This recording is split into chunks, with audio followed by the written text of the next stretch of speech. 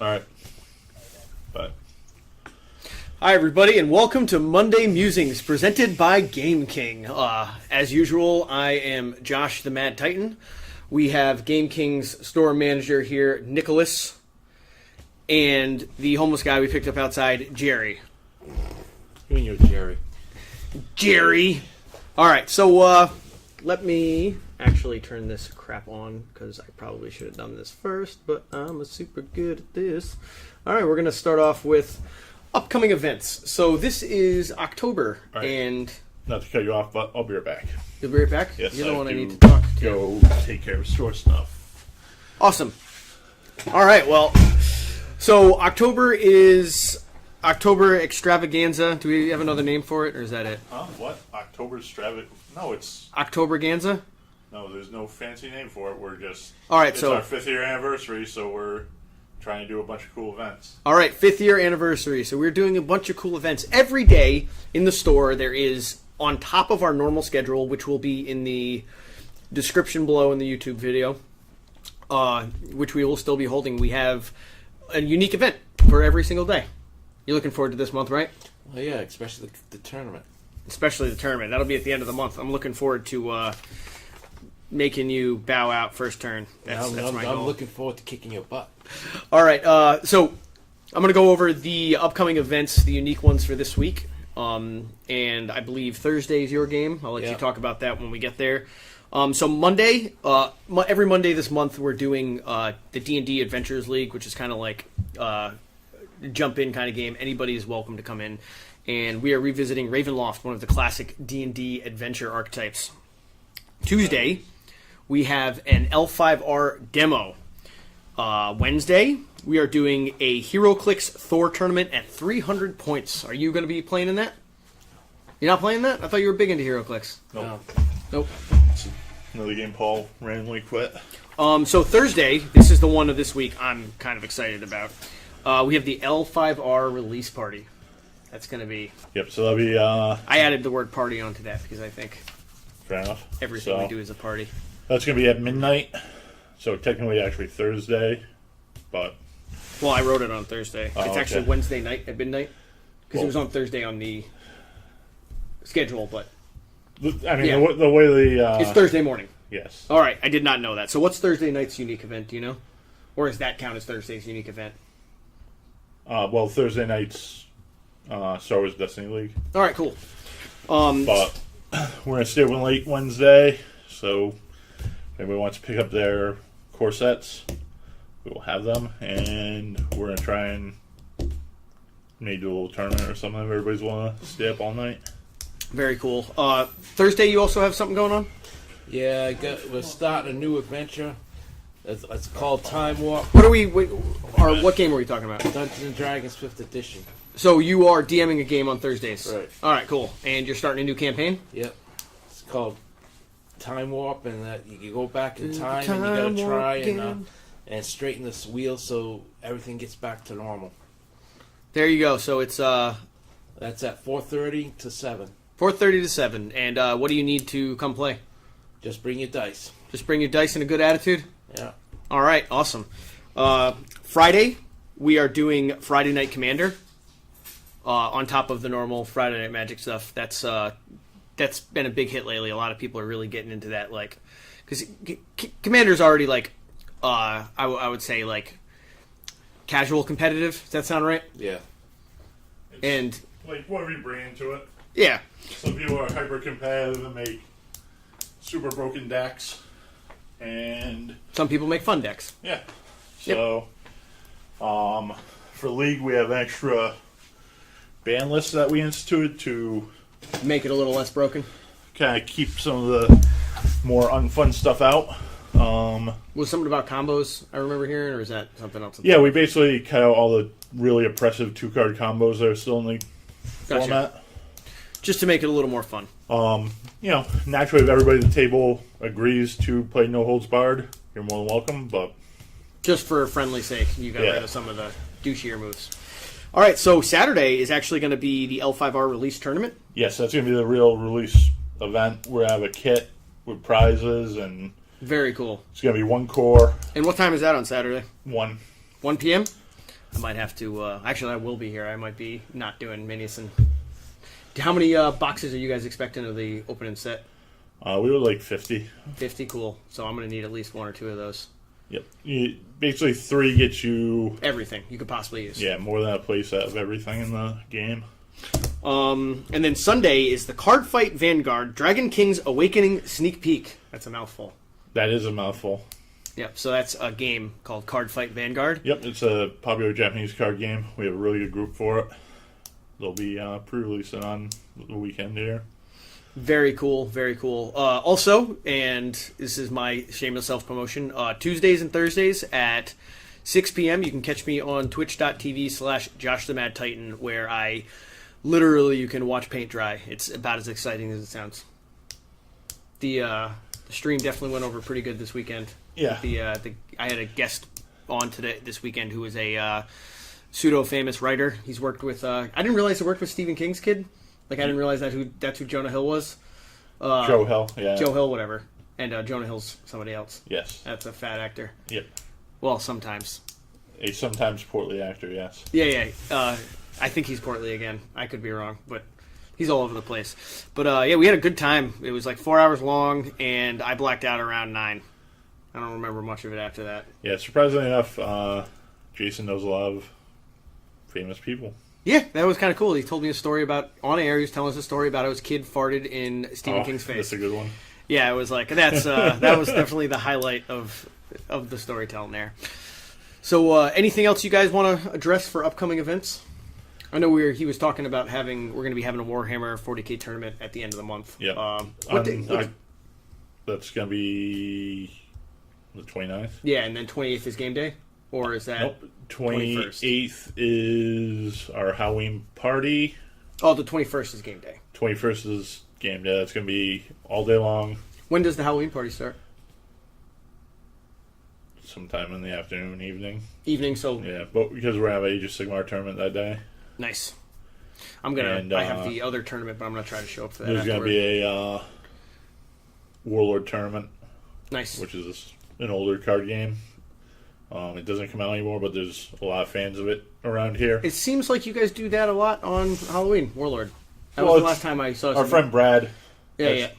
His 2 favorite things, or 2 of his favorite things, are Halloween and Warlord. Nice. So he kind of organizes this every year that he possibly can. And, he goes all out. He's going to make sure there's plenty of food for everybody, and he loves Halloween. Halloween is a good day. It'll be fun. So how many points is this Age of Sigmar tournament? 1,000 points. 1,000 points. All right. So we're going to switch over to... We're going to go with 15 minutes, I think is plenty of time, because we do not have much to unbox today. And we're going to stop and... So, what do we got here for unboxing today? We have an Ixalan bundle. It's not called a Fat Pack anymore? Nope, you see. Bundle. Is it different than a Fat Pack used to? Fat Packs no longer exist. This is the new Fat Pack, correct? Yep. What is it difference between this and a Fat Pack? Well, whoops, it's going to slide right open here with no shrink wrap necessary to deal with. They put more booster packs in it. How many was a Fat Pack? 9? Fat Pack was 9. They put extra booster in here. Same price? Yep.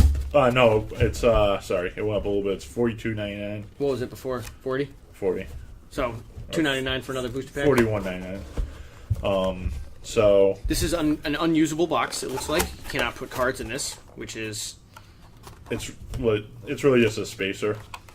I guess you could put dice or your little notepad or. Yeah, whatever. It's. You could use it. I use them for pencil boxes. There you go. Because he's a nerd. I try not to be wasteful, but it's basically just a spacer so that the book that comes in the bundle does not get damaged. And as always, the Ixalan artwork is fantastic. Yep. I think it's like just on the port of ridiculous enough to be cool. These are pretty cool because the way they make them is they use this glue that's like non-rippy glue. It's like that plastic stuff. Non-rippy That glue. balls And up and then looks like a snot. it opens up, and you have This sweet panorama shot. That's pretty cool. I mean, for a throwaway piece of cardboard. yeah. But I mean, you could use it as a DM screen, dude. Here you go. I just made you a more professional DM. Who said it wasn't possible? I'm pretty sure it's not. And they made the box a lot better. It's like higher quality, you mean? Sturdier? The old Fat Pack boxes here used to, inside the lid, have this spacer thing that went all I the way always around. ripped it out. It was super annoying. Well, it would also randomly destroy your cards. Yeah. So now they have a much more intelligently designed one that doesn't have the card destroying end caps. It's also slanted, I just Yep. noticed. So it you will grip to a little better spot to like pull it off on. Yeah, I like that. Um, So what is this, like a pirate tentacle lady? that is Vraska, last seen on Ravnica, fighting Jace. She's the pirate tentacle lady? She is a member of the Golgari Guild, Oh, yeah, them. which should be near and dear to Paul's heart if he knew what it was. But and then the actual interior box is kind of cool because they give you like this extra little Oh, to compartment actually and- separate some shit. yeah. So Yeah, they made the boxes your, cooler. And this is just your standard pack of lands? That's a pack of lands, 80 lands with lovely Ixalan art. Yeah, goofy little like learn to play brochure thing. And this just has the basic rules? Not that anybody Yeah, in it's the world just doesn't like a have basic this rundown. It probably directs you to a website where you get more in-depth info. Comes out with a spin down life counter. game. Not good for rolling. Nope. You're not. Not truly random, I mean, despite assertions to the contrary. I believe it is, personally. I've seen but people that are very skilled in rolling those, and you can definitely, if you're careful, manipulate the outcome somewhat. I mean, if you once you go like this, there's no manipulating. Right. Yes, you make it look like you're, but trust you're me, not really there's, doing it. There's a technique. I never mastered it, but I've seen people who can manage to I think always that's roll bold. high on those. So we're going to be opening up some fat from packs here. Yep. Me and Nick each got 4, and I gave Paul 2 because he doesn't really Know or know or look at cards. understand or speak. Well, you know, that's part of being a nerdling. You sort of lose all sense of Yeah, self keep and talking, reality. you imperial scum. Says the guy who was Imperial Scum up until like a week ago when he found a model that looked like him. Yeah, exactly. Thrash of Raptors. Is that what a group of raptors is called? The Thrash? Apparently, yes. At least on Ixalan. As long as you control another dinosaur, Thrash of Raptors gets +2/+0 and trample. That seems very powerful. Yeah, that's a really good card. At this point, we've played lots and lots of limited. Oh man, can't get away from this guy. Very good rare. I'm gonna take this, and we're gonna just put the rares. I'm gonna set this up so that the card that we want to be on there. Give me a moment, and we can just start. See, I got Pirate Captain Storm as my rare.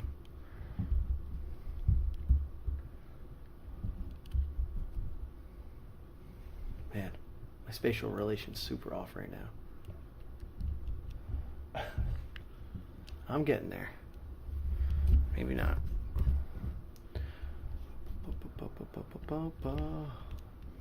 I just gotta set the focus, and we will just pop those in and out there. Look at that. Another helpful use for the The box. bundle box. There we go, and you can just explain the cards that are on the top while we're.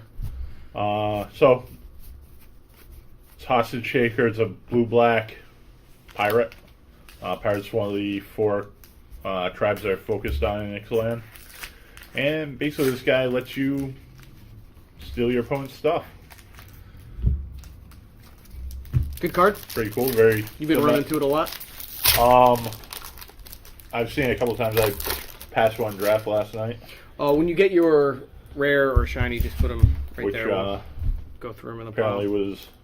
Dude, the artwork on these guys is just insane. Like, some of this artwork... Yeah, this set has great artwork. It's, like, just goofy enough to, like, really feel like Magic. Yeah, it's super flavorful. Like, all the pirates have cool names, like Marauding Looter. Also very cool. Oh, good flavor test. I'll be taking that. So... That's a nice card. Do 4 damage to opponent or a character. An opponent or a character. Nice. Alright, so, got a shiny Desperate Castaways. Pirate crew without a ship is a crew that will do anything to get one. So here we go. This is Nice. Fathom Fleet Captain. Whenever Fathom Fleet Captain attacks, if you control another non-token pirate, you pay 2. If you do, create a 2/2 black pirate creature token with Menace. Menace is, you can't do anything to it unless you're black as well, or... No, that's Intimidate. Menace has to be blocked by 2 or more creatures. Ah, gotcha. Wizards, a while ago, kind of decided that was going to be their preferred, kind of like default evasion for Black. kind of like black and red. Gotcha.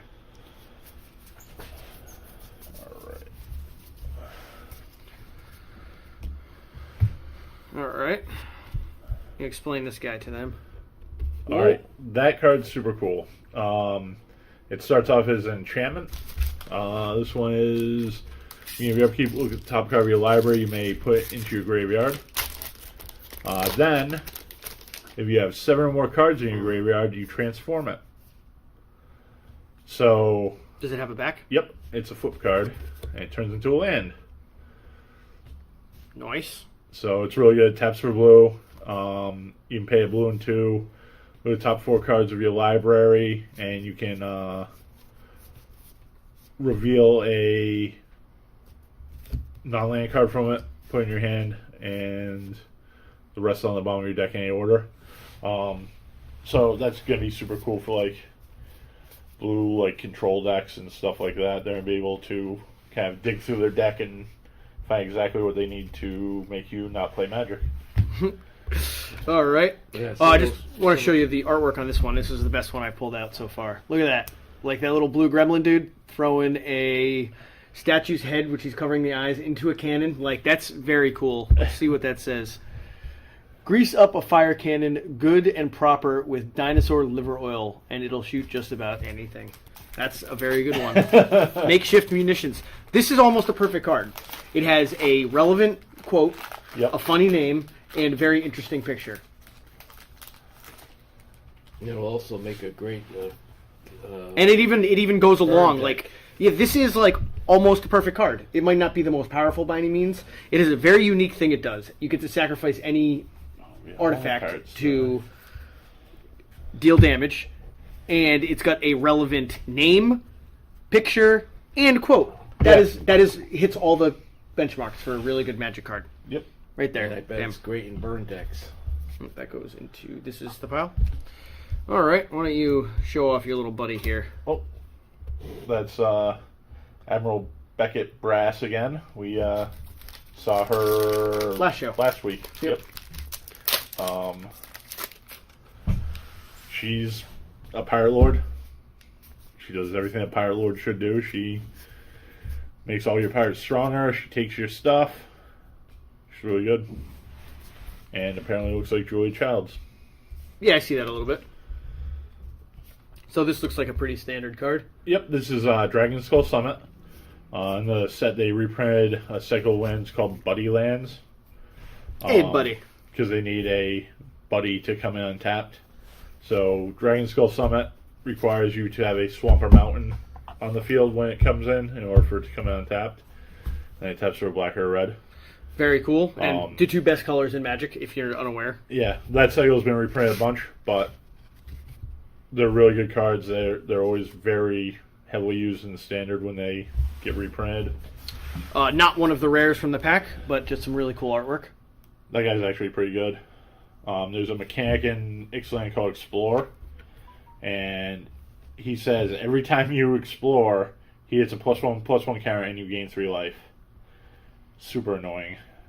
Oh, I would imagine he gets real big real quick. It's not just that. The life gain is very annoying for anybody like myself who prefers to play aggro. So this seems to be another Flipperizer. Yep, that one's really good. Instant and sorcery spells you cast cost 1 less. That alone is amazing. Yeah. That by itself, even for 4, that's reasonable because. But then it says whenever you cast an instant or sorcery spell, you put a charge counter on this. Then, if there are 4 or more charge counters on it, you may remove those counters and transform it. And it transforms into Something even better. a land. Add 1 mana of any color to your mana pool. When that mana is spent to cast an instant or sorcery spell, copy that spell. Oh, that's really, really good. That is this card does 5 different things. Yep, that card is bonkers. The card is bonkers. So now we have 2.5 minutes. We got Priest of the Awakening Sun. Basically, this is the guy that wakes you up in the morning and makes you go to work. I don't think he actually does that, but he is one of the many humans that synergize with dinosaurs. Seems most everything synergizes with dinosaurs in this. They're the linchpin of this set. No, like. I mean it's definitely a 4-tribe set, but there's a bunch of humans that. But everybody works with dinosaurs of the No. tribes. Like I saw a few pirate cards that had dinosaur benefits. I saw, absolutely. All right, name one. There was one of the ones in there. I was just looking at. Nope. It said something like, "Yo, if you're a pirate, you get to use a dinosaur." No. We also have the Emperor's Vanguard. He looks like he is Aztecian. Yep. Whenever Emperor's Vanguard deals combat damage to a player, it explores. Reveal the top card of your library. Put that card into your hand if it's a land. Otherwise, put a 1/1 counter on this creature and then put the card back or put it in the graveyard. So, cycling, kind of. Kind of. Yeah. Explore has proven to be a very, very strong mechanic. Well, it seems to get rid of some variance, and anytime you can mitigate variance in Magic, it's a better game. Yeah.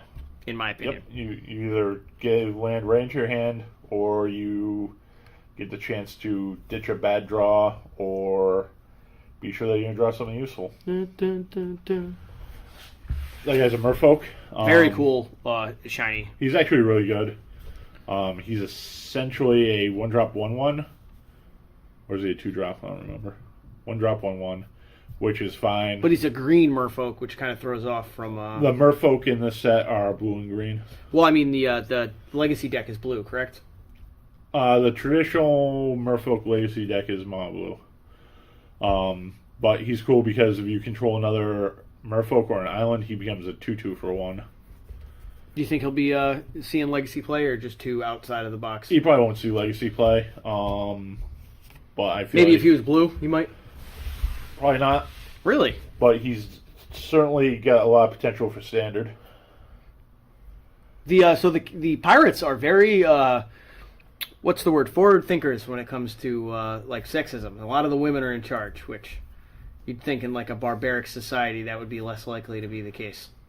Nope, not here. Not in Ixalan. Ixalan is very PC. Yep.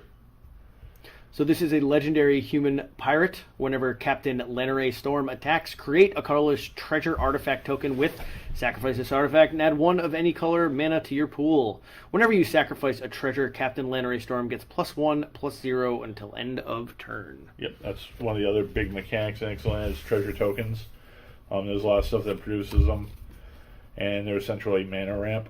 Oh, we are all out of time, so we're going to get... This is this guy's Deep Throat super Champion. good. They named this one after Nick. It's Deep Root Champion. Oh, okay. We played Wizard's Tower on Saturday, and I had this guy in my opening hand, and he just ran away with the game. By the end of the game, he was like a 9/9. Very cool. Yeah. I'm assuming you won? Yes, I did end up winning. Very cool, very cool. So, just kind of...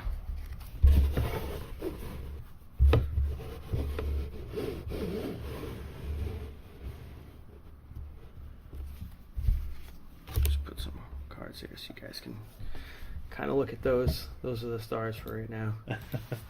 Now we're going to go to Parting Shots. Is coming up next. We're going to keep this one to 10 minutes. We might not even go that long. But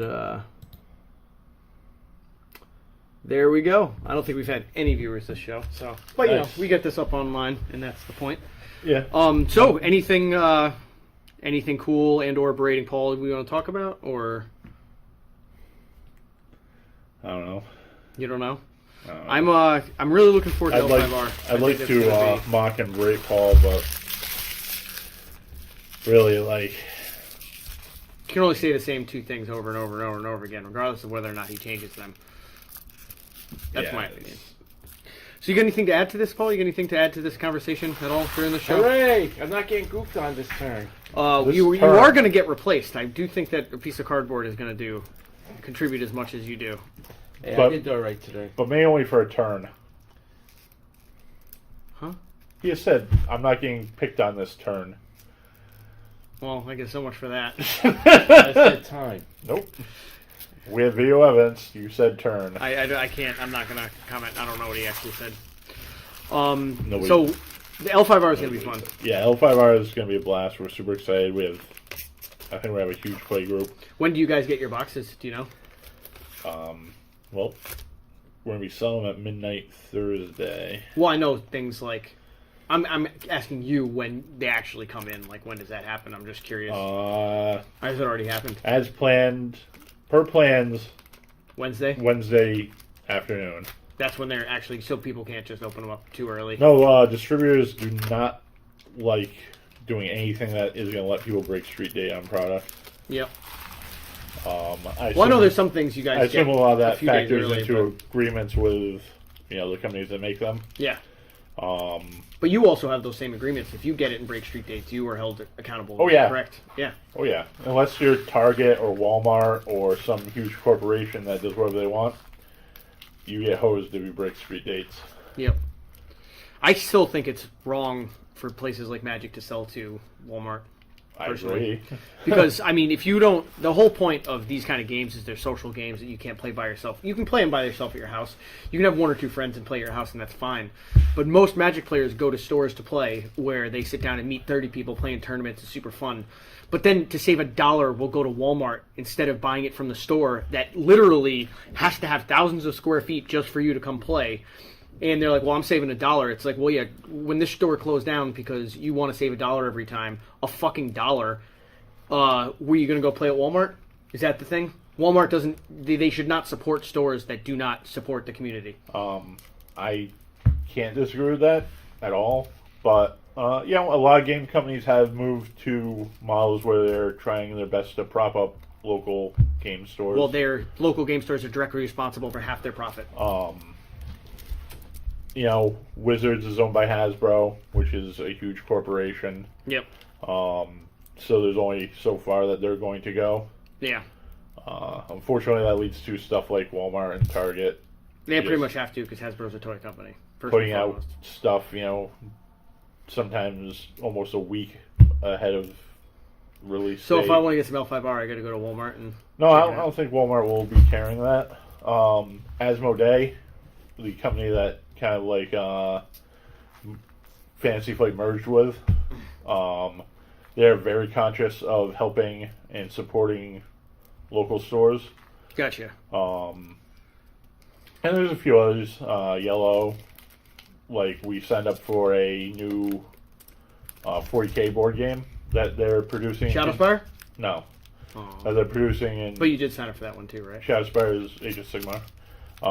But they're producing in conjunction with Games Workshop, and we signed up for a special release. Yep. And we're essentially going to get the product and be able to do stuff with it a month before online dealers are allowed to sell it. Nice. And people, Shadowspire is super fun though.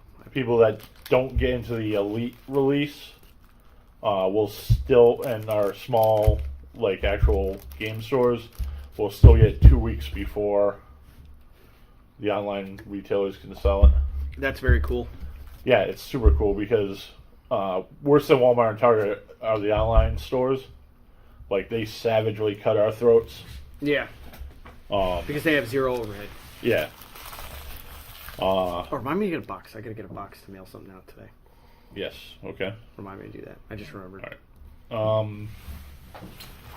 What was I saying? I had a whole train of thought. A month before, 2 weeks before. Oh, the online savagely. The online stuff, it kills us. Most people don't even know that a box of Magic is supposed to be $145. Wow, I didn't even know that. I thought it was like $110. It was like full price. Nope, there's 36 packs in there. The packs retail at $4 a pack. Yep. I've never met anybody that sells it for that much. Yes, because of the online stores. Yeah. It's a bummer. Yeah. So we essentially make very, very little actual profit off selling a box of Magic. And it's stuff like you can't... A customer comes in and spends $100, they feel like they're helping out, and yeah, like they spent a lot of money in your store, but they literally did. It was almost nothing to you. Yeah, like probably like $4 or $5 you're making off that box. It's not a lot. Yeah, so it's rough. Like you don't. I don't know. It's a very difficult situation that the combination of big box stores and internet has put local game stores in. Well, I think that people. The Walmart era, happened, 20 years ago, and a lot of mom and pop stores got out, and people started thinking more consciously, well, if I want these stores to be around, I have to pay the extra money. Yeah. And a lot of stores just never made it back from that because they're not really providing you with anything that is worth spending that extra money. Right. Game stores are a very big exception, I think, to that, because they provide you with a social interaction and the actual game space to play, to teach you how to play the game. Like, you'll never get that at a box store. You cannot go to Walmart, sit down and play a game of Magic and meet somebody that wants to play. Right. They're never going to host a tournament. No. Saving that dollar doesn't matter at that point. Yep. I mean, how would you feel about going to a game store where they were like, yeah, there's a, you can come here and play and meet people, but it costs us, it's $5 an hour for you to hang out in the store. That's what it's going to be from now on because you buy your stuff at Walmart.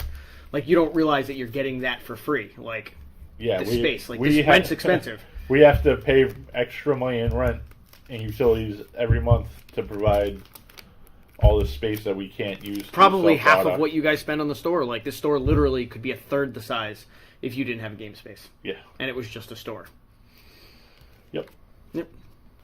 But we have to pay for the electricity for people to come in and charge their cell phones. And lights, not to mention. There's a lot of lights in here. Provide lights. Like, we have to pay for the internet that everybody comes in and uses for free. Yep. Not to mention the square footage alone. Like, that's a huge amount of money. You know what? At the end of the day, we're happy to do it. We want people to have a good place in the city to come and hang out and have fun and not have to be, like,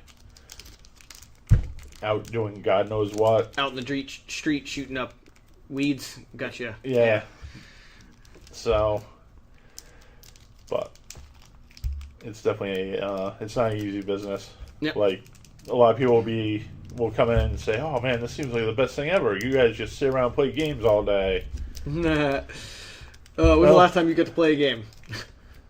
I mean, I played a little bit this weekend, some drafts, but it's not common.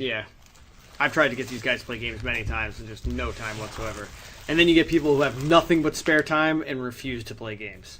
Man, what kind of jerk would do that? Paul. Oh. Not to name names. I mean, Jerry. So, thanks for coming, guys. The show's every week around 11 a.m., give or take 10 or 15 minutes, depending on what we're all doing. The store's got a million stuff going on at all times. Come on in, say hi. We are at 120 South Main Street, Fall River. That's the place? That's the place, Fall River, Massachusetts. And regardless of being in Massachusetts, they are not all massholes. Most of them are good people. Or pretend to be. Or pretend to be enough for people. Oh, I have one more thing before we... All right.